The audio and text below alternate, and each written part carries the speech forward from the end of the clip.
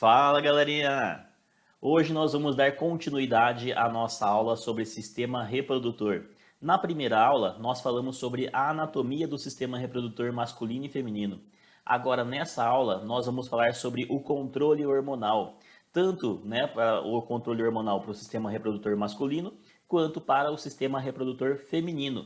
E no feminino, nós já vamos aproveitar e falar sobre o ciclo menstrual, para vocês, meninas, entenderem como ocorre toda essa oscilação hormonal durante esse importantíssimo estágio de ciclo menstrual. Se liga na aula que estamos começando agora. Bora lá! Bom, pessoal, vamos lá. Vamos começar a nossa aula falando sobre sistema reprodutor. Lembrando que essa é a nossa segunda aula. A primeira aula a gente falou sobre a anatomia dos órgãos reprodutores masculino e feminino, e nessa aula nós vamos falar sobre o controle hormonal do sistema reprodutor, tanto masculino quanto feminino, e vamos falar sobre o ciclo menstrual, tá? Aproveitando para no finalzinho nós comentarmos sobre também cálculo de período fértil. Bom, vamos lá. Começando então, vamos falar sobre os hormônios do sistema reprodutor. Esses hormônios são todos aqueles produzidos pelo sistema endócrino que eles vão atuar no sentido de promover as mudanças de características sexuais secundárias, tanto nos homens quanto nas mulheres. Então eles vão acabar modulando a formação do corpo homem e mulher. Além do que, esses hormônios eles vão atuar diretamente sobre a produção dos gametas, tá? Então, realizando a parte de gametogênese. Nos homens, então, essa gametogênese ela é chamada de espermatogênese, porque elas vão produzir os espermatozoides. E nas mulheres, ela é chamada de ovogênese, tá? Então, tem como a função de produzir o ovócito secundário, que é o nome correto do óvulo, né? A gente chama genericamente de óvulo, tá? Mas o correto, o nome é ovócito secundário. Bom, em relação aos hormônios que participam então do sistema reprodutor, nós temos os hormônios chamados de gonadotróficos, ou seja, são os hormônios que vão atuar nas gônadas, tá? Não são produzidos lá nas gônadas, eles vão atuar lá. Eles são produzidos onde? Então, esses que eu coloquei aqui para vocês, ó, o hormônio luteinizante, conhecido pela abreviação de LH, e o hormônio folículo estimulante, conhecido por FSH, esses dois eles são produzidos na hipófise. Então, eles são hormônios gonadotróficos hipofisários. Eles são produzidos pela hipófise e têm a sua atuação lá nas gônadas, tá? No homem, no caso, os testículos, e na mulher, os ovários. E os hormônios sexuais, que são os hormônios que são produzidos nas próprias gônadas, tá? Então, nos homens, o testículo vai ser responsável por produzir a testosterona, e nas mulheres, o ovário vai ser responsável por produzir dois hormônios, a progesterona e o estrógeno. Vamos falar sobre esses hormônios, tá, durante essa aula, mas por enquanto, vamos seguindo. Esses hormônios, eles começam a atuar, eles são produzidos no corpo, no nosso corpo de homens e de mulheres, o tempo inteiro. Mas eles começam a atuar de forma significativa quando eles têm uma elevação na sua produção. Então chega determinado período da nossa vida, uma fase da nossa vida, em que nós temos uma maior quantidade na produção desses hormônios, é intensificado essa produção. E essa fase é chamada de puberdade. A gente sabe, muitas de nós, todo mundo, a gente já passou por essa fase de puberdade, a gente sabe, como que é essa fase de puberdade, mas vamos começar a definir ao ponto de vista da atuação desses hormônios do que é realmente essa puberdade, tá? Essa puberdade, no geral, ela tem, a sua duração dos 10 até os 14 anos, por volta então de 4 anos é a duração desse período. É lógico que esse período ele é muito variável, Pode, em algumas pessoas, ele pode começar antes dos 10 anos, em outras pessoas ela pode durar até mais de 14 anos, tá? Então ela vai variar de pessoa para pessoa e nem sempre ela dura 4 anos, pode ser menos, pode ser mais, tá? E essa fase da puberdade, ela demarca uma transição do nosso corpo. Como assim? É a fase em que é a fase transitória entre o nosso corpo infantil para o nosso corpo adulto. Então, é justamente esse período da puberdade que ele fica entre o período da infância e o nosso período da juventude, tá? Nesse período, nessa transição, o nosso corpo ele sai do nosso corpo infantil, o corpo de criança, e passa para o nosso corpo de adulto. Essa fase, então, ela é demarcada por conta disso, da atuação desses hormônios, que faz toda essa mudança do nosso corpo, nos preparando para a nossa vida adulta, certo? Então é uma fase de transição. Continuando. E o que esses hormônios eles promovem de modificação no nosso corpo? Isso ele vai variar, é lógico, né? Vai variar conforme o sexo, né?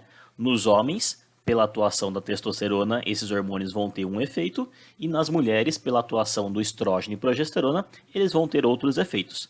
Embora esses hormônios, né, eles também tenham efeitos em comum entre eles, tá?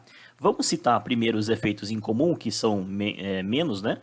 E depois nós vamos trabalhar nessas diferenças, né, dessas características de cada um desses hormônios.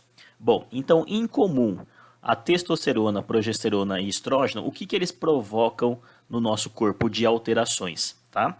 Eles vão promover, primeiro, o nosso crescimento dos ossos. Então, ó, ele vai promover o crescimento do nosso esqueleto, tá? Essa é uma característica em comum para os hormônios, tanto masculino quanto feminino.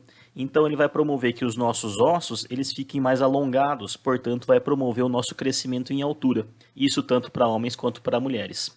Além disso, uma outra característica em comum entre esses hormônios é que eles vão promover o crescimento de pelos pubianos. Então na região da pubis começa o crescimento desses pelos, certo? Essas duas características elas são em comum tanto para estrógeno quanto para testosterona, ok? Agora, vamos falar das diferenças então desses hormônios, então caracterizando a diferença entre meninos e meninas, tá? Começando pelas meninas. O que causa então o estrógeno? Eu falo do estrógeno porque o estrógeno é o principal hormônio que causa então essas características, né? Chamadas de características sexuais secundárias, tá? O que ele causa de alterações? Primeira característica, ele começa o surgimento dos seios. Então começa aqui o crescimento, tá, dos seios. Essa é uma característica sexual secundária feminina. Uma outra característica é que o corpo das meninas começa a tomar o formato feminino. O que é o formato feminino?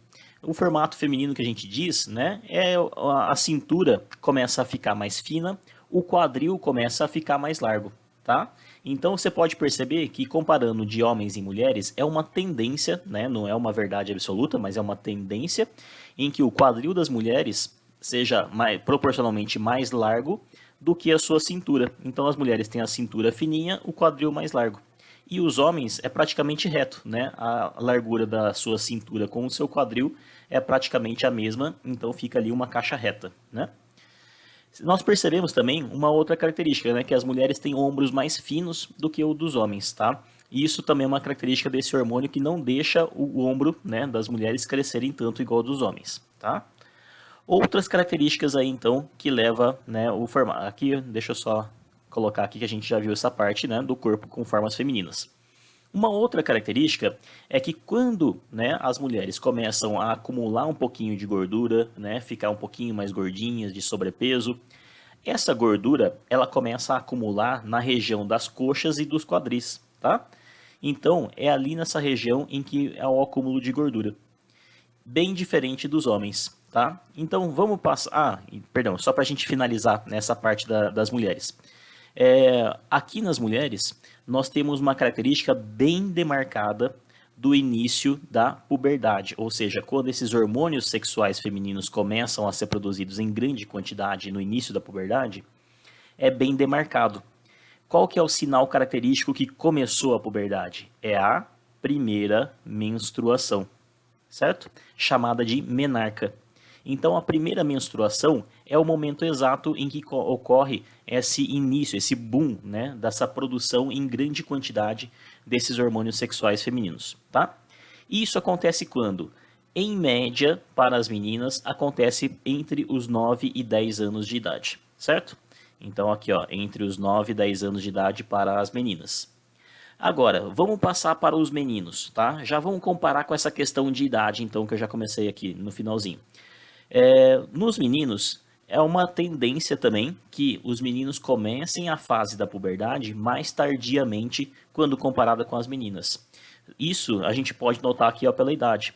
A idade dos meninos em que começa a puberdade é entre os 10 e 11 anos de idade, tá? Portanto, mais tardio quando a gente compara com as mulheres, tá? Daí que vem falar que as mulheres amadurecem mais cedo do que os homens, tá? Por conta dessas diferenças aí, né, do ritmo da puberdade de cada um deles. Bom, vamos lá. Quais outras características, então, esses hormônios sexuais masculinos atuam, né, diferenciando aí nos homens? A testosterona, ela leva, então, né, a um crescimento de pelos na face e na região peitoral. Então, os meninos começam a ter barba e ter pelo na região peitoral, certo? Uma outra característica interessante que a gente tem que ressaltar aqui é a voz, tá? Você pode perceber que a voz dos homens, ela é mais grossa, é mais grave do que a voz das mulheres. Por que isso? Porque a testosterona, ela também promove um aumento, né? Ele deixa as cordas vocais mais longas e mais grossas, tá? E isso faz com que a voz dos meninos seja mais grave. Além disso, né, por esse crescimento, né, tanto em espessura quanto em comprimento, ele é promovido justamente porque a cartilagem, né, das pregas vocais, da laringe, ela também aumenta. E esse aumento da cartilagem nessa região da laringe promove esse aumento, né, no pescoço, causando o que a gente chama popularmente de gogó ou pomo de Adão, tá? Então é devido a esse aumento da cartilagem nessa região do pescoço, promovendo um alongamento então dessas pregas vocais, né, e deixando elas mais grossas. Bom, outra característica, né, essa testosterona, ela leva também aos homens a terem um aumento, né, da massa muscular. Então ele faz com que os homens tenham mais facilidade no ganho de massa muscular quando comparado às mulheres. Essa massa muscular, né, ela então é promovida, né, durante isso, né, por influência da testosterona, juntamente com um crescimento maior da região dos ombros. Então, por isso que os homens têm o ombro mais largo e mais musculatura na região, principalmente na região dos braços e do tronco, tá? A outra característica é que o acúmulo de gordura, né, como eu falei nas mulheres, era na região dos quadris e das coxas, no homem é na região abdominal. Então, o acúmulo de gordura no homem é na barriga, tá? Comparado com o das mulheres, que é no quadril e nas coxas, certo? E aqui, se a gente for comparar, nas mulheres, eu falei para vocês que tem um período uma característica bem demarcada quando começa a puberdade, que é a primeira menstruação. Nos homens, isso já não é mais perceptível igual é nas mulheres. Então, os homens não têm uma menstruação para demarcar esse período, né? Então, o que acaba caracterizando esse período nos homens, né, de puberdade? Acaba sendo a primeira ejaculação, tá? Ou a voz fica, então, começa a ficar mais grave, ou o crescimento, então, do pênis, ou o surgimento de pelos, né, de barba, tá? Mas isso não é muito bem, né, uma característica que é perceptível nesse estágio inicial, tá? Então, não dá para perceber muito bem. Uma coisa que fica talvez mais nítida é que o aumento da taxa de testosterona, ele causa uma certa irritabilidade. Ele deixa um pouco as pessoas mais agressivas, um pouco mais irritadas, tá? Então é esse período em que os meninos começam a sair daquele período em que são os filhinhos da mamãe, que obedecem, que são bonitinhos, que obedecem tudo, e começam a se tornar mais desafiadores. Começa a contestar mais, a desafiar, a ficar bravo à toa, a ficar irritadinho, bater a porta, tá? Então essa fase de irritação é uma fase caracterizada pelo esse aumento na produção de testosterona nesse período de puberdade, certo? É só alguma dessas características então promovidas por esses hormônios sexuais aqui nos dois. Bom, partindo agora para o controle desses hormônios no sistema reprodutor masculino, tá? Vamos começar a falar então dos hormônios primeiro. Então eu falei para vocês que nós temos os hormônios hipofisários, que são produzidos pela hipófise, tá? Que são os hormônios gonadotróficos, que é o hormônio folículo estimulante e o hormônio luteinizante, tá? O que o FSH faz nos homens? Ele estimula a produção de espermatozoides, isso que a gente viu na aula passada, né? Então são as células de Sertoli que fazem a produção de espermatozoides. E aqui os hormônios luteinizantes promovem a produção de testosterona. Então eles estimulam as células de Leydig ou células intersticiais a produzirem a testosterona, tá?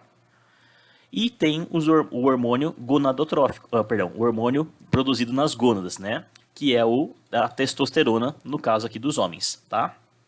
E a testosterona ela faz o quê? as características sexuais secundárias masculinas, que a gente discutiu no slide anterior, e promove também a espermatogênese, ou seja, a formação de espermatozoides. Além desses 3 hormônios, né, os 2 hipofisários e o gonadal, nós temos que saber esses 2 outros hormônios que servem para o controle do sistema reprodutor, que é o hormônio GnRH, tá? Esse hormônio é um hormônio que libera a testosterona, então é um hormônio liberador de testosterona, tá? E nós temos a inibina, tá? A inibina, que vai ser um hormônio que vai ser produzido, né, lá na região dos testículos, que vai servir para o controle da hipófise e hipotálamo, tá? Bom, vamos ver como que ocorre então essa atuação desses hormônios. Aqui eu coloquei um esqueminha para tentar ficar mais fácil o entendimento, tá? Vamos começar lá pelo hipotálamo, tá? O hipotálamo, tanto o hipotálamo quanto a hipófise, eles estão na região do nosso encéfalo, tá?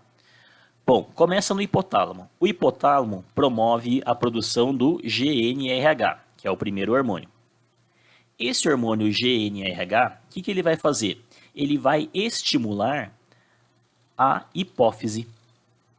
O que esse hormônio vai fazer? Então, ó, ele está produzindo, né, aumentando a sua produção para aumentar a atividade, né, de uma glândula. Então, ele vai atuar por um mecanismo de feedback positivo. Tá? Ele está aumentando a intensidade do efeito, tá? do estímulo. Então, ó, ele causa um aumento, né, nessa produção da hipófise. O que a hipófise vai fazer então? Né? Já que esse GnH mandou ela aumentar a atividade dela, ela vai aumentar a produção dos hormônios gonadotróficos. Então, ele aumenta também através de feedback positivo a produção do LH e a produção do FSH, certo? Então, ó, por enquanto, GnRH, né, que o hipotálamo produziu, estimulou a hipófise a produzirem o LH e o FSH, certo? Bom, começando por aqui, né, o LH, o que ele faz? Ele estimula as células lá do testículo a produzirem o hormônio testosterona. Beleza, então o LH estimulou o testículo a produzir testosterona. E o que a testosterona faz? Ela vai agir, então, né, aumentando as características sexuais secundárias e a espermatogênese. O que ele vai fazer? Ele vai aumentar a produção de espermatozoides também. Como que ele faz isso? Ele induz, né, um aumento na produção das células de Sertoli a produzirem mais espermatogênese através de uma outra via, ó, também de feedback positivo, aumentando a intensidade desse efeito do FSH, tá? E aí, vamos partir para o lado de cá, então. Essa hipófise estimulou a produção do FSH. O que o FSH faz? Estimula o testículo a produzirem os espermatozoides. Então, está produzindo bastante espermatozoide. Beleza. Até agora, o que a gente tem, então? O GnRH estimulou a hipófise a produzir LH e FSH. O LH estimulou a produção de testosterona e o FSH estimulou a produção de espermatozoides, tá? Agora, o que acontece? Tá cheio de tá cheio de testosterona na corrente sanguínea. Tem bastante ali. Essa testosterona, ela não pode ficar em excesso. Se ela ficar em uma quantidade muito grande na nossa corrente sanguínea, ela vai disparar um comando agora de feedback negativo, fazendo o controle, falando para o nosso corpo, fazendo, hoje minha gente, vamos reduzir essa produção de testosterona, está acumulando demais aqui. E aí o que ele faz? Ele dispara esse controle. O que é esse controle? Ó, ele dispara um feedback negativo para a hipófise e ele dispara um outro feedback negativo para o hipotálamo. Lá no hipotálamo ele vai impedir a produção do GnRH, ele bloqueia essa produção, e na hipófise ele bloqueia essa produção do LH. E aí o que acontece? Diminui os níveis de testosterona para ficar, estabilizar e deixar normal, certo? Agora, aqui desse outro lado, ó, as células de Sertoli estavam produzindo, né, os espermatozoides. Então começou a aumentar a FSH, estava aumentando bastante ali. Só que aí ele vai ficar o quê? Produzindo espermatozoide, né, virar uma máquina de produção de espermatozoides aqui. chega uma hora que começa a ficar em excesso essa produção. E aí o que ele faz? Essa produção de espermatozoide, ela não é capaz de disparar um controle de feedback negativo igual a testosterona. Então ela não dispara falando pro pessoal, tem muito espermatozoide, para de produzir. Quem faz isso é um outro hormônio que essa célula de Sertoli produz para isso. Então ela produz esse hormônio inibina e ele sim serve de sinalizador, disparando o controle de feedback negativo para a hipófise e para o hipotálamo. Lá no hipotálamo ele faz o que? Bloqueia de novo o GNRH e na hipófise ela faz o que? Bloqueia a produção do FSH, certo? Agora sim ele tem um controle então nessa produção tanto de testosterona quanto de espermatozoides produzidos então por esses hormônios. Beleza? Entendidos? Nesse outro slide eu passo para vocês só um resumão desse esquema, tá? Só para ver se vocês entenderam. Então, ó, o hipotálamo produz o GNRH. O GNRH estimula a hipófise a produzirem os hormônios LH e FSH. O LH estimula a produção de testosterona. E o FSH estimula as células de Sertoli a produzirem os espermatozoides, tá? A testosterona, quando começa a ficar em excesso, o que ela faz? Ela dispara um comando de feedback negativo inibindo a hipófise de produzir o LH e outro comando inibindo o hipotálamo de produzir o GNRH, tá? Já aqui na célula de Sertoli, o espermatozoide é incapaz de dar essa resposta desse feedback negativo. Então as células de Sertoli produzem a inibina, tá? Que não está escrito aqui, ó, inibina. A inibina, ela sim dispara o comando, pedindo para a hipófise e pedindo para o hipotálamo interromper a produção. O hipotálamo para de produzir o GNRH e a hipófise para de produzir o FSH, certo? Aí temos o controle, então, tanto na produção de testosterona quanto de espermatozoides. Continuando. Agora vamos para o controle hormonal feminino para o sistema reprodutor feminino. As mulheres, então, continuando nessa mesma raciocínio que nós fizemos para os homens, temos aqui ó, os hormônios hipofisários, que são os gonadotróficos, tá? Os mesmos FSH e LH, tá? O que o FSH faz, então, nas mulheres? Ele estimula a maturação do folículo ovariano, tá? Então, ele faz a maturação do folículo. Além, né, do que esse FSH ele vai ser importante depois no ciclo menstrual, que nós já vamos explicar sobre isso. E o hormônio luteinizante? O hormônio luteinizante ele vai promover a formação do corpo lúteo e vai também fazer a ovulação, certo? Essas duas funções, então, para o hormônio luteinizante lá nas mulheres. Agora, o que os hormônios gonadais eles vão fazer? Tem dois hormônios gonadais, tem o estrógeno e tem a progesterona. O estrógeno, ele vai fazer o espessamento do endométrio, tá? Então ele estimula a vascularização e ele vai também fazer as características sexuais secundárias femininas que a gente já falou naquele slide anterior, né? Diferenciando meninos e meninas. E a progesterona, o que ela faz? A progesterona, ela vai manter o endométrio preparando ele para gestação. Tá? Então ele mantém o endométrio intacto para durante a gestação, né, de um bebê. Certinho? Bom, vamos continuar que aí vai ficar mais claro para vocês, espero. Bom, o ciclo reprodutivo feminino, né, o sistema reprodutor feminino, ele vai funcionar através da atuação conjunta de dois ciclos. Como assim dois ciclos? Sim, são dois ciclos, tá?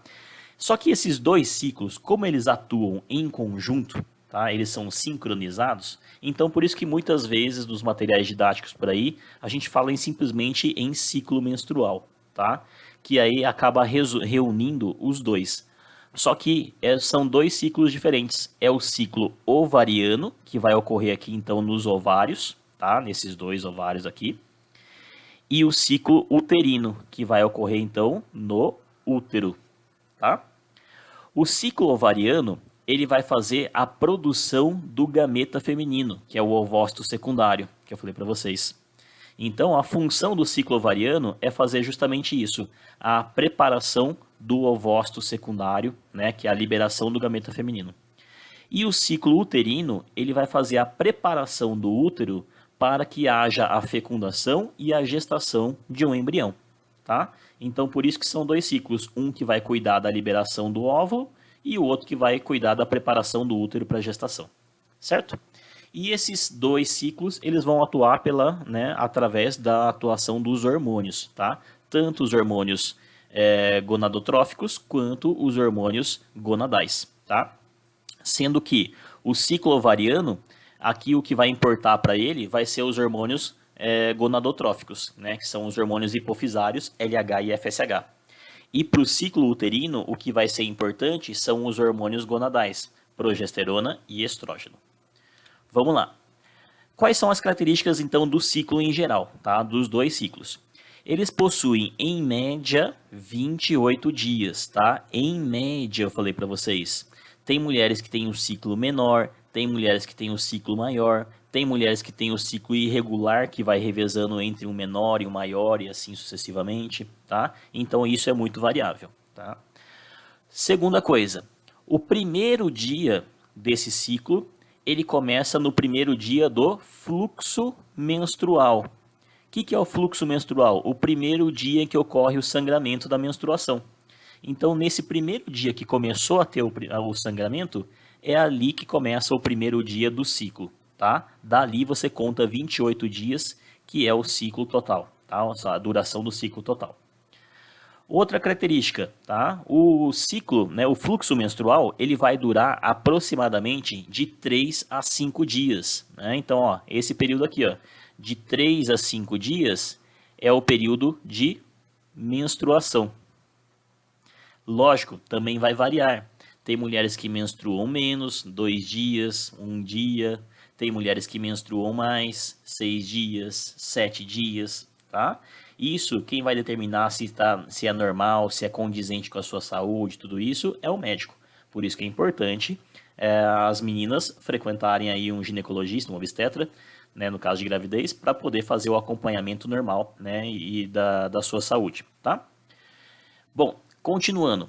A ovulação, né, o período onde o óvulo ele é maturado e é liberado, né, que está pronto para ser fecundado, ele ocorre na metade do ciclo. Qual que é a metade do ciclo de 28 dias? É o 14º dia. Então, no 14º dia é o dia que nós chamamos de ovulação. É o período onde o óvulo, né, o gameta feminino, ele está pronto, está liberado para ser fecundado, certo? E esse óvulo, ele vai ficar viável durante um curto período de tempo. Ele não fica viável depois que ele foi liberado no 14º dia, ele não tem até o final, até o 28º dia para ser fecundado. Não, ele fica viável por 3 dias. É lógico que ele vai variar também, pode ser 3, pode ser 2, ou pode ser 4, ou pode ser 5, tá?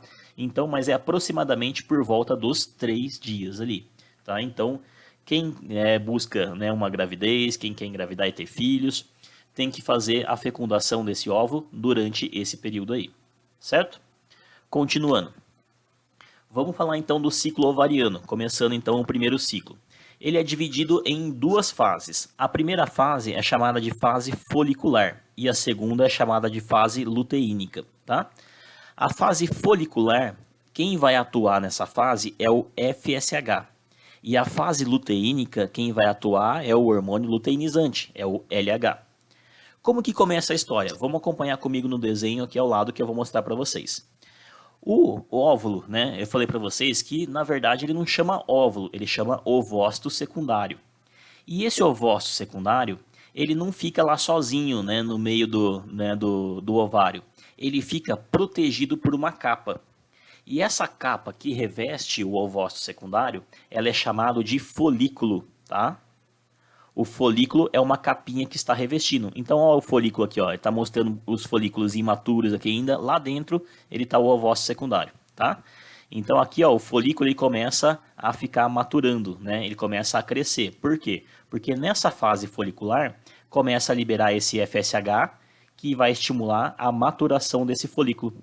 Então, esse folículo aqui, ó, através da atuação desse hormônio, ele vai crescendo, crescendo, crescendo, ficando maior. Olha o tamanho que ele está aqui, ó, né?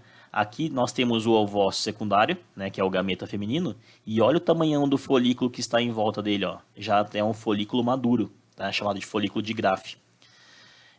E esse folículo aqui, nesse ponto, ele já está bem túrgido, ele está bem inchado, tá? Chega no ponto do 14º dia, o que acontece? Esse folículo, ele se rompe. Quando ele se rompe, olha só quem sai dele, o ovócito secundário. Ele sai daqui do ovário. Ué, escapou do ovário, foi para onde? Ele foi lá para as tubas uterinas. A partir desse momento aqui, ó, esse ovócito, ele está dentro da tuba uterina e ele está pronto, esperando o espermatozoide chegar ali para fecundar ele, certo? Beleza, só que por enquanto não é isso que importa pra gente. Vamos ver o que acontece depois aqui ainda dentro do ovário. Esse folículo, né, que se rompeu, ele não vai ficar lá, né, de bobeira. Ele vai ficar ali e ele vai começar uma transformação dele. Que transformação? Nesse ponto em que ocorreu a ovulação, acabou a primeira fase da fase folicular e começa a segunda fase da fase luteínica. Então, nessa fase, o LH começa a atuar aqui. O que o LH faz? Ele vai pegar esse folículo aqui, né, que sobrou, e ele vai transformar esse folículo em corpo amarelo, chamado também de corpo lúteo. Por isso que o hormônio chama-se hormônio luteinizante. Só por questão de curiosidade, lúteo quer dizer amarelo. Então é a mesma coisa, corpo amarelo ou corpo lúteo, tá? Beleza, então o LH transformou o que sobrou do folículo em corpo lúteo, tá? Tanto o corpo lúteo e o folículo, eles têm funções hormonais super importantes que nós já vamos ver, né, nos próximos slides. Mas aqui o que eu quero que vocês saibam é isso. Na primeira fase, né, o FSH atuou maturando o folículo. Depois que ocorreu a ovulação, começa a segunda fase em que o LH transforma o folículo em corpo lúteo. Beleza? Esse é o ciclo ovariano. Vamos ver essa outra imagem aqui, ó, para ver como que acontece essa sincronização de produção hormonal com essas fases, né, ovarianas. Acompanhe comigo aqui, ó. Então nós temos esse hormôniozinho, né, em verde claro, tá? Que é o FSH. Olha como o FSH ele começa a aumentar aqui, ó. A partir do momento em que o FSH aumentou, olha o que acontece com o folículo. Ele começa a crescer. O folículo fica maior. Por quê? Porque o FSH faz a maturação do folículo, certo? Beleza. Chegou nesse ponto aqui, ó, em que ocorre a ovulação. Quando que ocorre a ovulação? Ó? Na metade do ciclo, 14º dia, tá? Nesse 14º dia ocorreu a ovulação e esse óvulo foi para a tuba uterina. Sobrou o folículo. O que acontece então? Não era esse folículo aqui que vai começar a segunda fase, né, do ciclo ovariano? Então começa a entrar agora em ação o hormônio luteinizante. Olha como aumenta a produção do hormônio luteinizante aqui em azul. Deu um pico de hormônio luteinizante. O que ele faz? Transforma esse folículo em corpo lúteo, certo? Essa é a atuação desses dois hormônios. E o que tem a ver esses dois hormônios embaixo, nessa figura de baixo aqui? Eu não falei que esses, né, tanto o folículo quanto o corpo lúteo tinham uma importante produção hormonal? Olha só, o que o folículo produz? O folículo produz estrógeno, tá? Aqui está escrito estradiol, mas é a mesma coisa, estradiol, estrógeno, estrogênio, tá? Então, notem só, quando o folículo começa a aumentar de tamanho, o que começa a acontecer? Começa a aumentar a quantidade de hormônio estrógeno que é liberado, tá? Porque é ele que produz. Quando ocorre o rompimento do folículo, momentaneamente o que acontece então com o estrógeno? Cai, tá? Porque é ele que produz, se ele estourou, caiu. E aí o que acontece? Pela atuação do LH aqui, ó, o folículo se transformou em corpo lúteo. E o que o corpo lúteo faz? Produz progesterona e produz estrógeno, tá?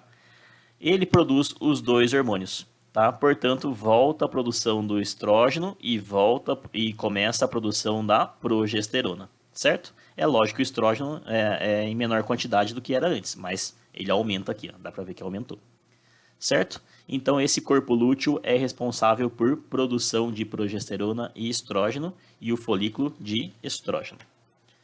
Bom, continuando, agora vamos para o ciclo menstrual, né? Então são as alterações que vão ocorrer agora no útero, tá? Em relação a essa ciclo, né, menstrual ou ciclo uterino, ele vai ser dividido em 3 etapas. A primeira fase é chamada de fase proliferativa, tá? Em que vai atuar o hormônio estrógeno, tá? Também chamado de fase estrogênica. E o que ele faz nessa fase? Nessa fase, o estrógeno, né? Vocês têm que saber isso. O estrógeno ele faz a vascularização do endométrio. Ele faz o espessamento da parede do útero, tá? Na segunda fase, é a fase secretora. O que é essa fase secretora? Ela começa a produzir a progesterona.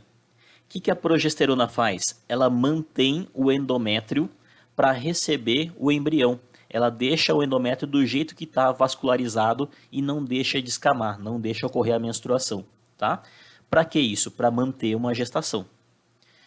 E a terceira fase, né, é a fase que, se não ocorrer, tá, não ocorrer a fecundação, ou seja, a mulher não engravida, ocorre a fase menstrual. O que é essa fase menstrual? Também chamada de fase isquêmica. É a fase em que todo aquele investimento que foi feito no útero para deixar ele pronto para abrigar um embrião, ele não vai ser mais necessário. Então ele vai jogar tudo fora. É a fase em que ocorre o declínio da produção hormonal e a fase em que ocorre a descamação desse endométrio, liberando então a menstruação, tá? Então ele joga fora todo aquele endométrio, todos aqueles vasos sanguíneos, por isso que ocorre aquela sangueira lá, certo? É a fase de menstruação então.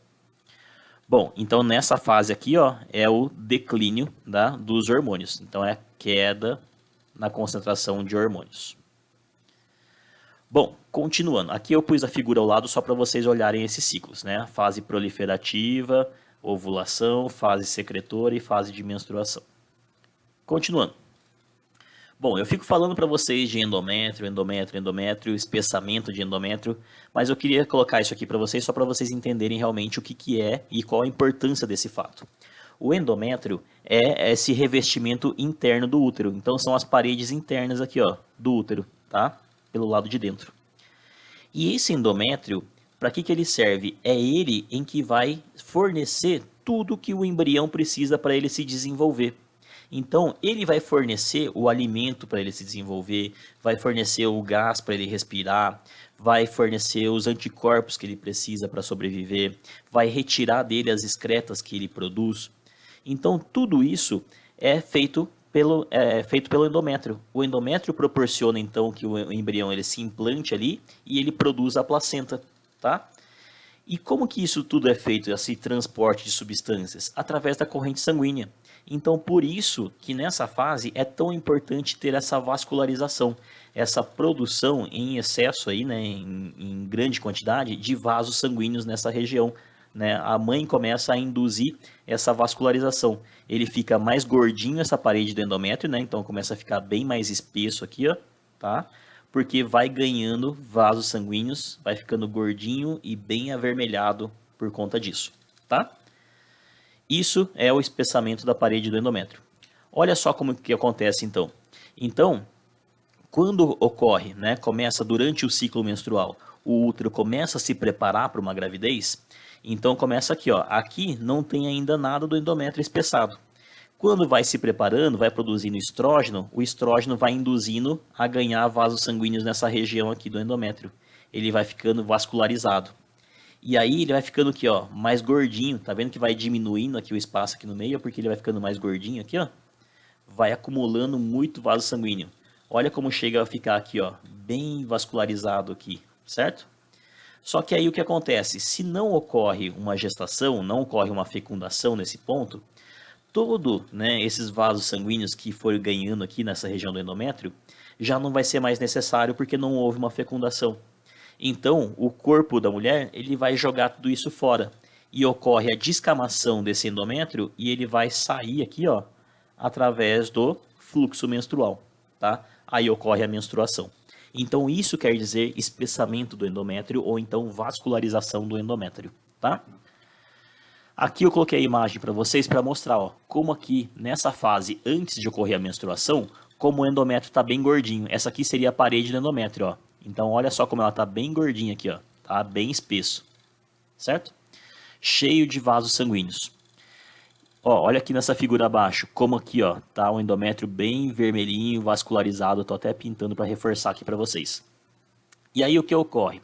Se não ocorre a fecundação, ocorre então a fase de menstruação. Nessa fase, o endométrio começa a descamar. E olha como ele vai reduzindo o tamanho, ficando bem menos espesso e bem menos vascularizado, com poucas veias aqui. Chega ao ponto que no final do período menstrual, então ó, ele está com o mínimo de espessamento possível, está bem fininho. E aí começa o novo ciclo, começa a produção de mais estrógeno, e aí esse estrógeno vai induzindo a formação de novo de vasos sanguíneos e vai aumentando o espessamento para ocorrer nova ovulação e voltar todo o outro ciclo menstrual em um novo ciclo, certo? Continuando. Então, vamos analisar agora como que acontece essa fase, né, de ciclo uterino de acordo com a oscilação dos hormônios, tá? Da mesma forma que a gente fez com o ciclo ovariano, agora vamos fazer comparando com o espessamento do endométrio, tá?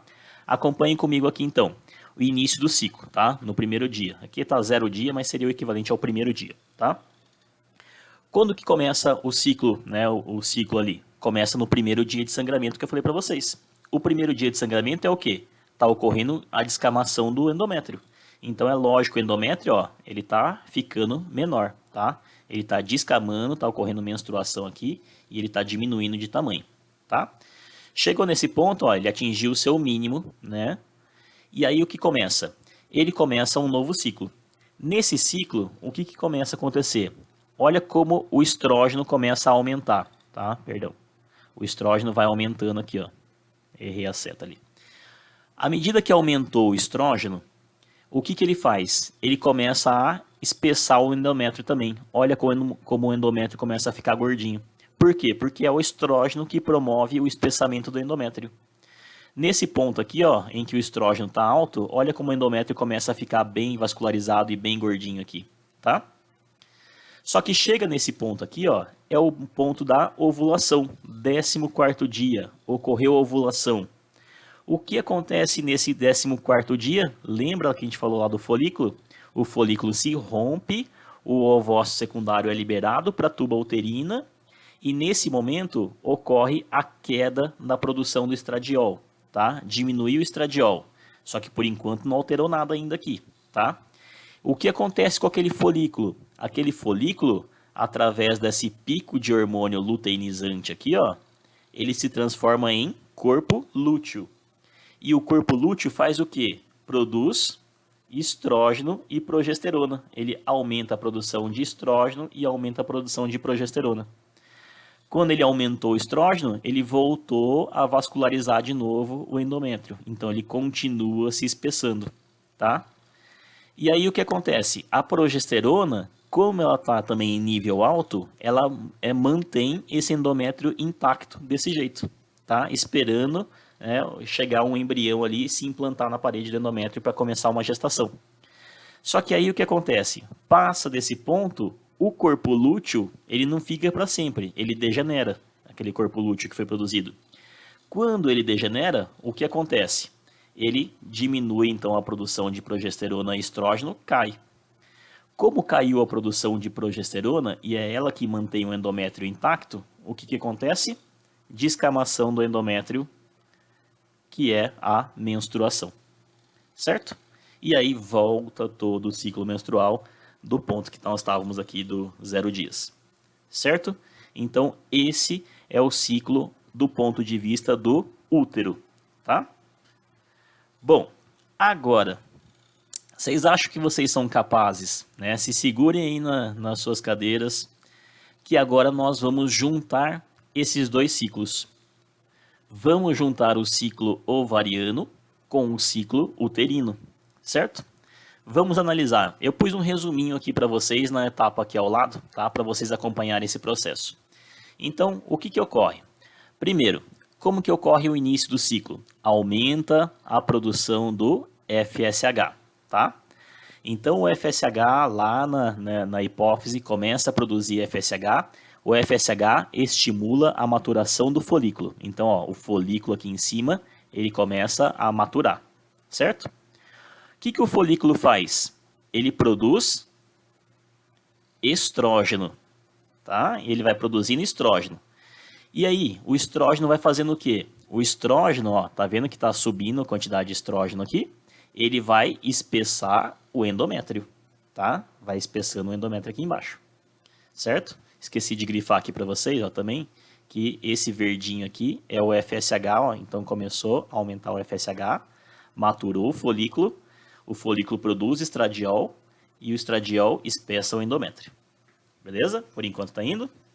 Bom, chega num certo ponto em que o estrógeno ele vai inibir o FSH, tá? O estrógeno em grande quantidade aqui, ó, ele inibe essa produção do FSH. Então o FSH ele vai diminuindo, ó. E aí, quando ele diminui esse FSH, o que acontece? Dá o pico de LH. Olha esse azulzinho agora, ó. Deu um pico no azulzinho de LH, tá? Então nós estamos aqui, ó. Aconteceu o pico de LH, o que acontece? Notem bem, é importante vocês saberem que esse pico de LH é ele que estimula a ovulação. É ele quem rompe esse folículo e libera o ovócito secundário lá para a tuba uterina, tá? Então o pico de LH está intimamente relacionado, diretamente relacionado à ovulação, certo? Quando ele liberou esse óvulo, então, aí o óvulo foi para a tuba uterina e está pronto para ser fecundado.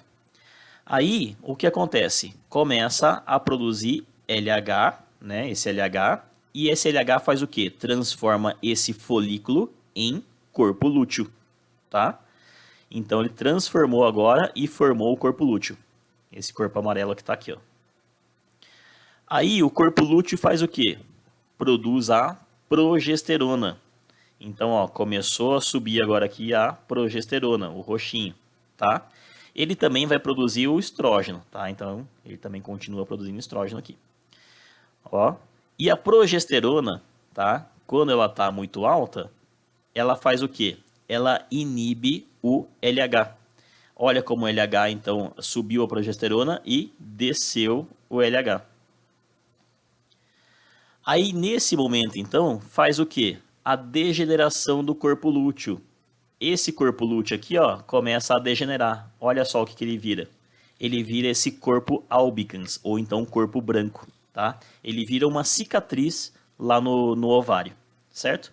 A partir desse momento em que ele se transformou em corpo albicans, o que ele faz? Ele para de produzir os hormônios. Então, acontece a queda da progesterona e a queda do estrógeno. Quando ocorre a queda desses dois hormônios aqui, o que ocorre? A descamação do endométrio. Então, o endométrio aqui embaixo começa a diminuir e começa a descascar, né? E ocorre o fluxo menstrual. Certo? Então, essa etapa aqui é a etapa de controle, né, hormonal do sistema reprodutor feminino, tá? Durante essas fases do ciclo menstrual. Certo, minha gente? Entendidos? Bom, continuando.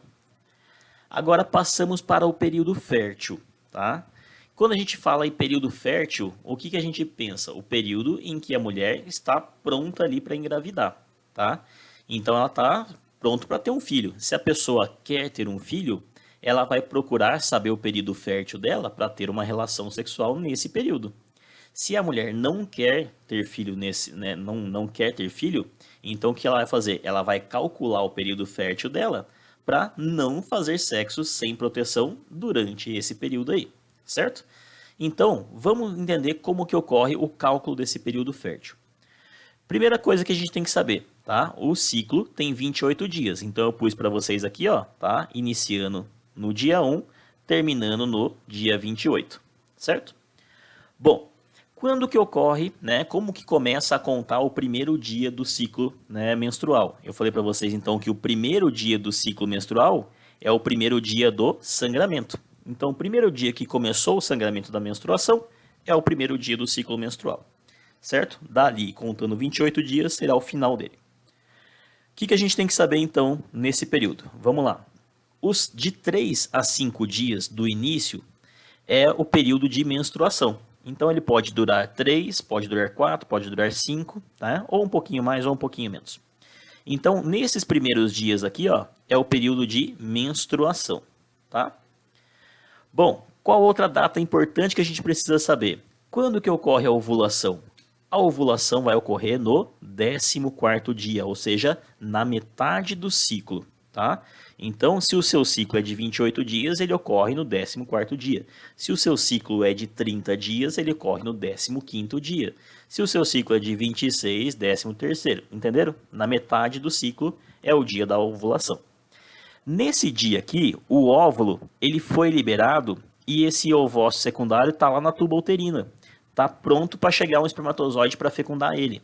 Então, a partir daqui desse dia, do 14º dia, a mulher ela pode engravidar, tá? Então, daqui ela começa o período fértil dela para engravidar, tá? E aí eu falei para vocês que quanto tempo em que o óvulo ele é viável? Ele é viável por 3 dias, tá?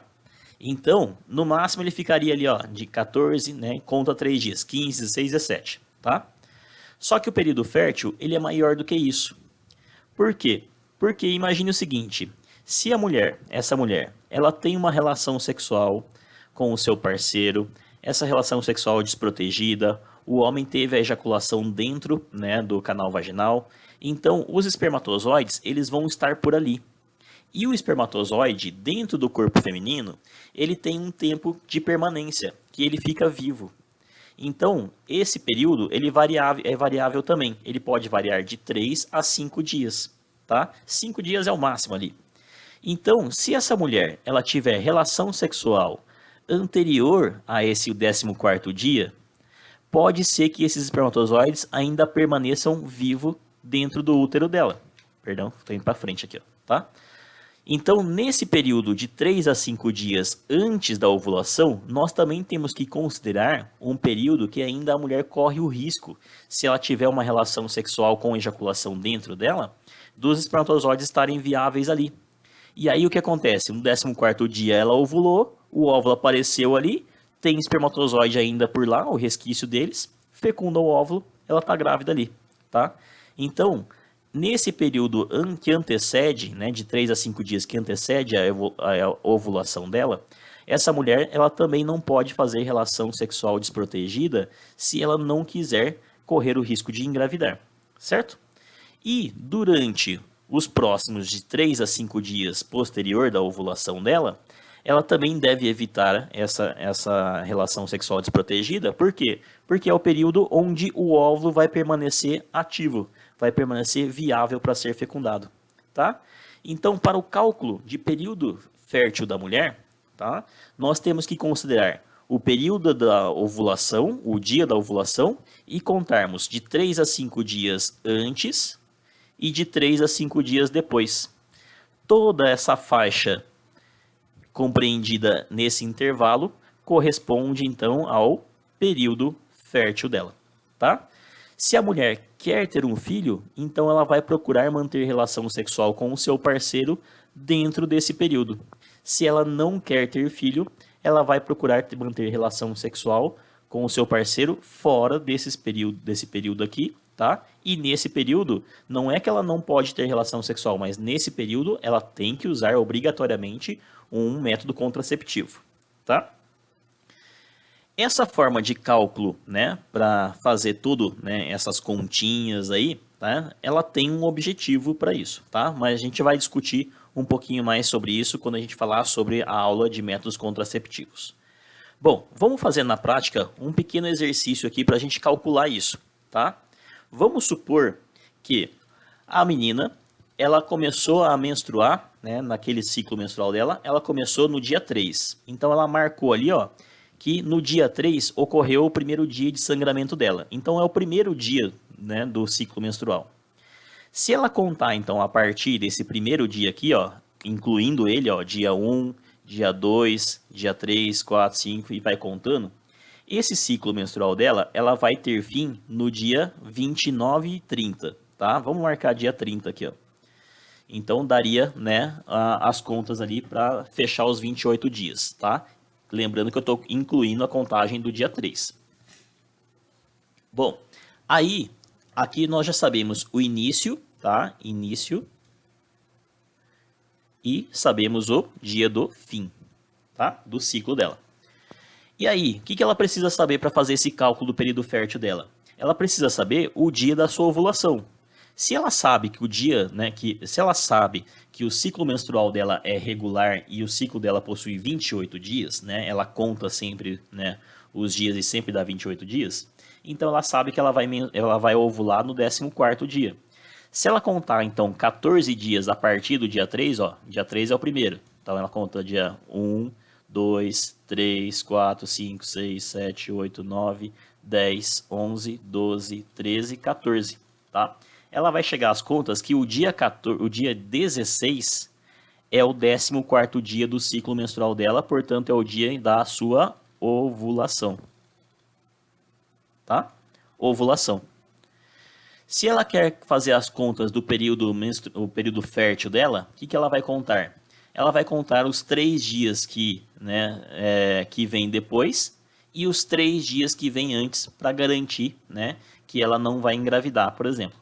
Então ela vai contar aqui, ó, dia 15 ela não pode manter relação sexual, dia 14 e dia 13, esses dias ela não pode manter relação sexual desprotegida, tá?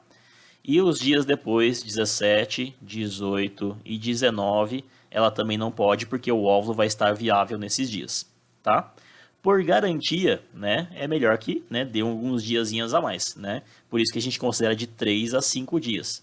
Quer dar uma garantia a mais? Então você põe aí, né, considera mais o dia 12 e o dia 11, né? E considera mais 2 dias aqui, dia 20 e dia 21, tá? Então você pode fazer as contas desse jeito. Você calcula o dia da sua ovulação e desconsidera, né, 3 dias antes, 3 dias depois. Ou 5 dias antes, 5 dias depois, se você quiser dar uma margem maior de segurança. Certo? Tudo bem, minha gente? Bom, nesse período aqui, ó, né, vou colocar aqui no dia 3 que iniciou. Então, nesse dia ela está menstruando, tá? Vamos supor que ela menstruou 5 dias aqui então, tá? Então ela tem 5 dias de menstruação aí. Tem muitas pessoas que falam, fazer sexo desprotegido durante o período de menstruação tem algum risco de gravidez? Se a mulher tem esse ciclo regular de 28 dias, tá? Ela é toda sincronizada, regularzinha, né? Com a menstruação dela de 5 dias, com o ciclo menstrual dela de 28 dias. Então, não corre o risco de gravidez se ele fizer sexo, né? Se ela fizer sexo durante esse período de menstruação, tá? Só que o que acontece é que, às vezes, algumas mulheres, ou até mesmo por questão de estresse, por questão de um desequilíbrio hormonal, o ciclo menstrual dela pode haver um desequilíbrio e ela pode ter um ciclo mais curto, tá? Se ela tiver um ciclo mais curto, vamos supor que ela tem um ciclo de 20 dias, né, de 15 dias, esse período fértil dela aqui, ó, né, que nós marcamos, ele pode coincidir com um período de fluxo menstrual. Então, corre-se o risco de uma gravidez, sim, tá? Então, é verdade dizer que nesse período de menstruação as chances de gravidez são baixas? São, mas é errado dizer que são nulas, tá? Por quê? Porque existe uma chance, tá? Embora ela seja baixa. Tudo bem, a gente? Então, assim ocorre esses cálculos para se fazer as contas do período fértil. E essas continhas que eu fiz para vocês é um tipo de método contraceptivo, né, natural, comportamental, conhecido popularmente por tabelinha, tá? O que a tabelinha faz? Simplesmente é a mulher fazer as contas sempre, né, para saber o seu período fértil e se ela quer evitar uma gravidez indesejada, ela vai evitar, né, as relações sexuais desprotegidas durante o período fértil dela, tá? Durante o período fértil.